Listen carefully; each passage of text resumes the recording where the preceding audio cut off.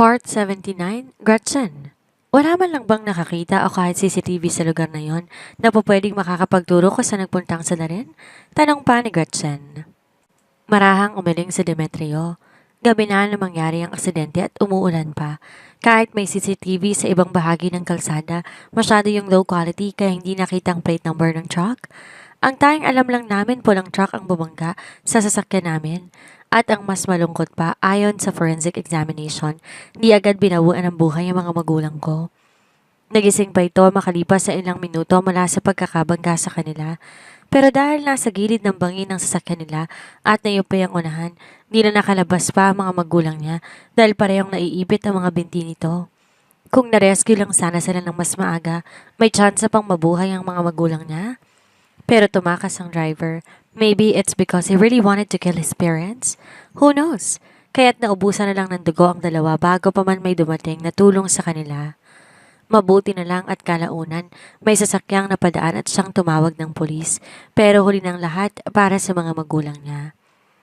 Bata pa lang ako nang mangyari ang aksidente, pero hanggang ngayon hindi ko pa rin nakakalimutan ang nangyari. Nakatatak pa rin sa isipan ko ang lahat. It felt like it was imprinted in his mind at kahit anong gawin niya, ayaw nang mawala sa utak niya. Para bang araw-araw siyang minumulto ng pangyayaring yon ng buhay niya. Di sumuko ang pamilya nila sa paghahanap sa tunay na sadarin, pero dahil sa kawalan ng sapat na ebidensya, gawa ng mountain area ang pinangyarihan ng insidente at walang matinong surveillance cameras, di nila nakuha ang hustisya kahit gaano pa karaming pera nila. Sa dami ring kulay pulang truck sa buong Pilipinas, kaya hindi nila matukoy kung alin doon. Their money and connection became useless at that moment. At dahil masyadong nakakaapekto sa dalawang matanda ang nangyari, napagpasyahan ng mga ito na tumigil na at ituon ng atensyon sa pagpapalaki sa kanya.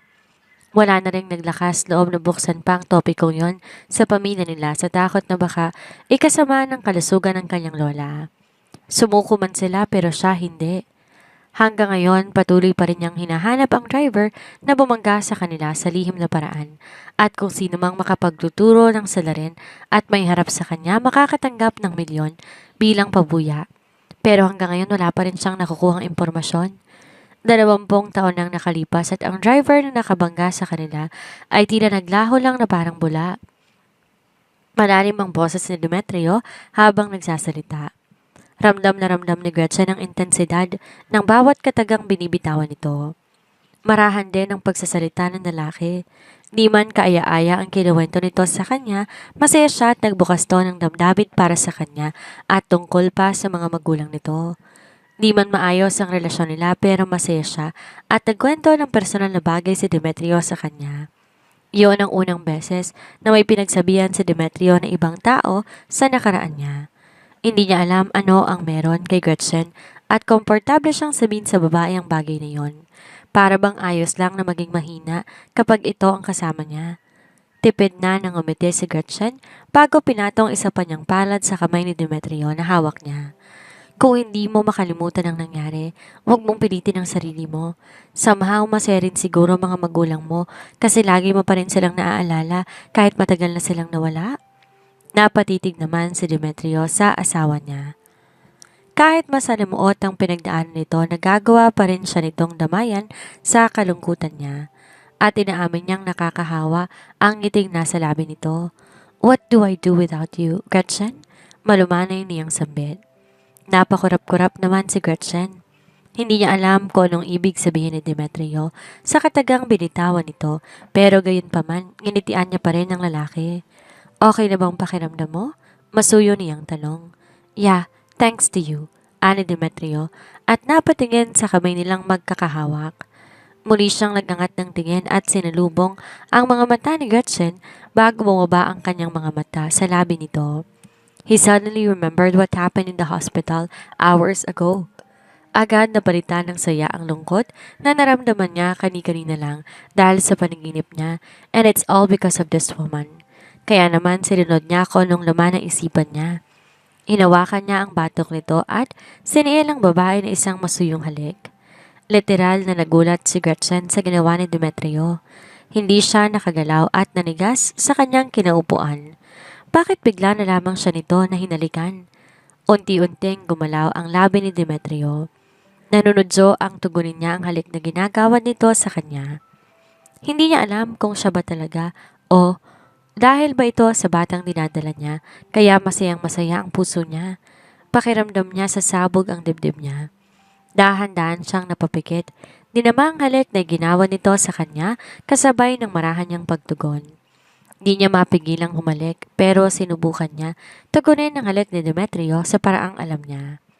Napaungol siya nang kagatin nito ang pang-ibaba niyang labi. Sinamantala naman ng lalaki ang pagkakataon na ipasok ang dila nito sa loob ng bibig niya. Tuluyan na siyang napakapit sa batok ng lalaki nang unti-unti siya nitong ihiga sa sofa. Napatingala siya sa kisame nang maramdaman ang kakaibang kiliti dulot ng ginagawa nito. Dahan-dahan siyang napapikit at dasidi sinasadya, lumitaw sa isipan niya ang mukha ni Bianca. Para siyang binuhusan ng malamig na tubig at muling napatitig kay Demetrio. Bakit niya hinayaan ang sinungaling na lalaking to na hawak-hawakan siya, gayong plano siya nitong hiwalayan pagkatapos ng kalahating taon para sa first love nito? Nawala lahat ng excitement na naramdaman niya at barahas na tinulak si Demetrio paalis na sa ibabaw niya. Di inaasahan ni Demetrio ang ginawa ni Gretchen at dahil kampante siya, madali lang siya nitong naitulak at nahulog pa siya sa sofa. Nalilitong napatitig si Demetrio sa babae na ngayon ay nagmamadali ng inayos ang nahubad niyang damit nito. Gretchen, naiintindihan ko. Nadala ka lang ng emosyon mo, Demetrio, at hindi mo sinasadyang nangyari. Putol nito sa sasabihin niya. Sana. Unti-unting nangunot ang kanyang noo. It's true that he was carried away with his emotion but that is because of the attraction he feels towards her. And she clearly liked it too. She was so damn wet and even started moaning. Bakit bigla siya nitong tinulak? Bago pa siya makahuma, tumayo na si Gretchen mula sa kinahigaan nito. Malalim ng gabi, matulog ka na? Magpapahinga na rin ako. Anito at tinalikuran na siya. Paika-ikang naglakad si Gretchen pabalik ng silid nito.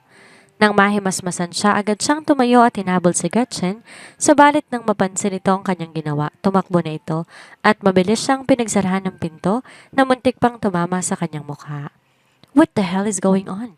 She is jealous earlier and she responded to his kisses. She even almost let him in. Bakit biglang nagbago ang isip nito? Why did she run away just like that? Is she upset? Gretchen, tawag niya sa babae at kinatok ang pintuan. Pero wala siyang sagot na natanggap mula sa babae.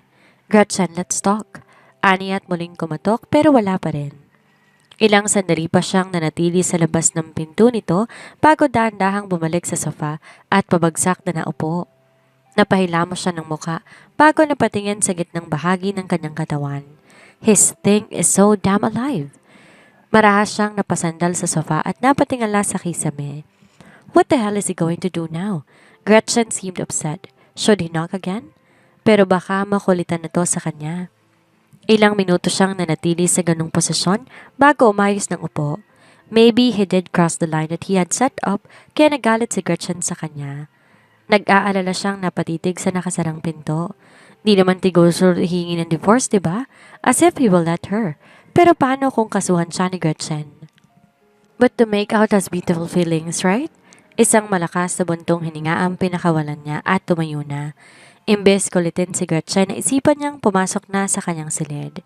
He will deal with her tomorrow kapag kumalma na silang pareho. As of now, he needs a cold shower para kumalma itong pagnanasang nararamdaman niya. Shit, ang sakit ng puso niya. Hindi niya alam kung makakatulog pa ba siya ngayong gabi. Mabilis nagtalakbong ng kumot si Gretchen. Hindi niya maintindihan ang nararamdaman niya. Nanghihinayang siya na naudlot ang dapat na mangyari sa kanila pero kasabay naman nun ang pagkainis niya sa sarili dahil inayaan niya sa Demetrio sa ginawa nito sa kanya. May Bianca sa buhay nito. Malayo ang agwat na estado nito sa kanya. Pakiramdam nga niya hindi siya nagbabagay sa lalaki kahit nagaano pa kataas ang confidence niya sa sarili niya. Maghihiwalay din naman sila, kaya dapat di siya magkaroon ng anumang koneksyon dito nang sa ganon madali lang sa kanyang makakalimutan ang lahat. Di niya alam anong oras na siya nakatulog kagabi, kaya naman kinabukasan, late na siyang nagising. Sandali pa rin siyang nakiramdam sa paligid, subalit tahimik ang buong bahay.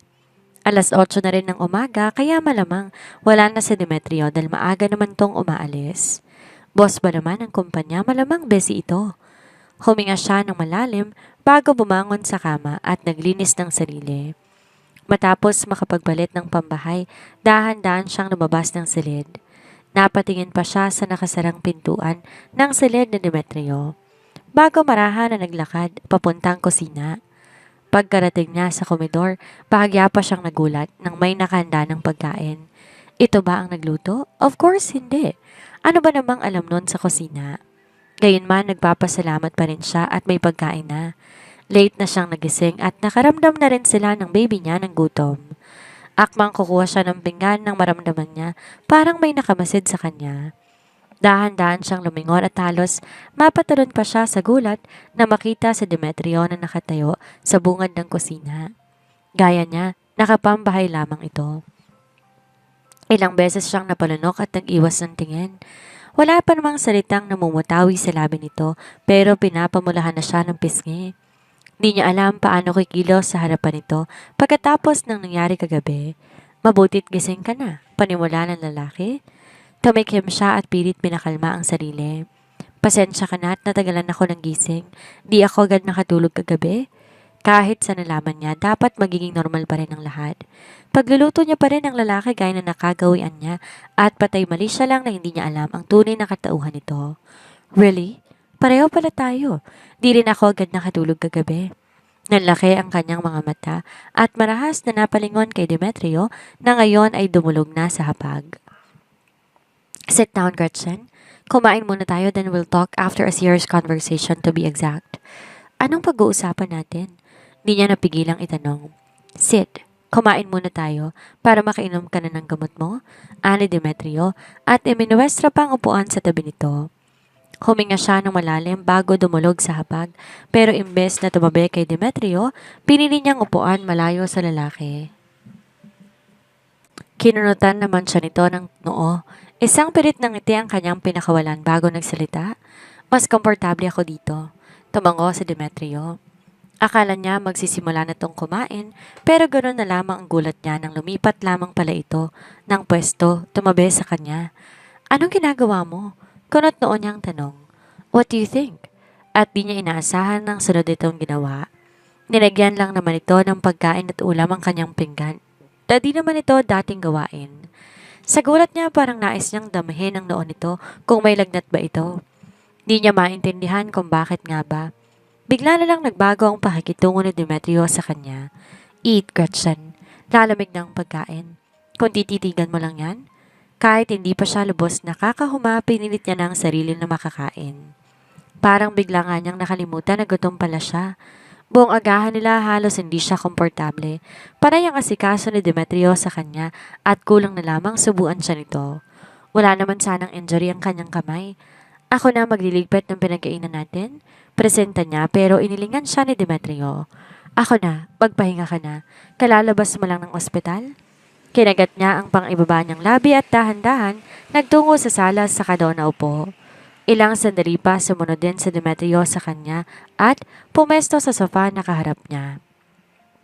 Pinaglaruan niya ang mga daliri niya sa kamay para kahit papano ay ibaling ang atensyon niya sa ibang bagay na hindi niya maiisip. Ang awkwardness sa pagitan nila. Anong pag-uusapan natin? Basag niya sa katahimikan sa pagitan nila. It's about last night. Kaswal nitong sagot.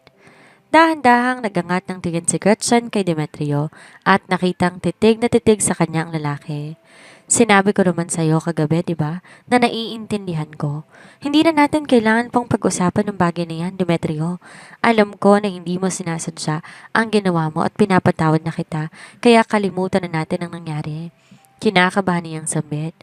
Wala akong planong kalimutan ang nangyari kagabi, Gretchen. O kahit pang nangyari sa atin ng mga nakaraang buwan. And mind you, hindi ako hihingi ng tawa dahil hindi ko naman pinagsisisihan ang nagawa ko.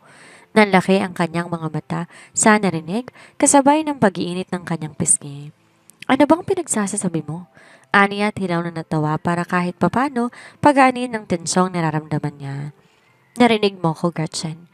Wala akong balak na kalimutan ang nangyari sa ating dalawa. Napakurap-kurap siya. Ano ba lang gusto mo? Araw-araw mong alalahanin ang nangyari? Di makapaniwala niyang tanong. Nagkibit balikat naman si Demetrio. So what kung araw-araw kong aalalahanin? Binigyan niya si Demetrio ng isang nakaka-eskandalong tingin. Pakiramdam niya hindi na si Demetrio ang kausap niya, ibang-iba na talaga. Hindi kaya may malanding kaluluwa na sumanib sa lalaki? Nababaliw ka na ba, Demetrio? No! Ano bang mali sa sinabi ko?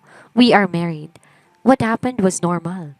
Mas lalo lang na lumalalim ang gatla sa kanyang noo. Sa pagkakaalala niya, kasal lang sila sa papel. Yon ang mahigpit na sinabi sa kanya ni Demetrio noong kakasimula pa lamang nila, kaya hindi niya lubos makuha ang ibig sabihin nito ngayon. Di naman tayo totoong mag-asawa, Demetrio. May kasunduan tayo. Dapat manatili tayong profesional sa isa't isa habang nagsasama at mas lalo nang hindi dapat nangyari ang nangyari kagabi. Wala tayong dapat pakialamanan hanggang sa umabot ang kalahating taon kung saan tayo maghihiwalay. I don't have any plans on divorcing you. Mas lalo siyang nawindang sa narinig. Anong sinabi mo? Ulit pa niya. Baka namali lang siya ng pagkakadinig. Wala akong balak na tapusin ang kasal natin, Gretchen. May diin nitong bigkas. Ha? At bakit?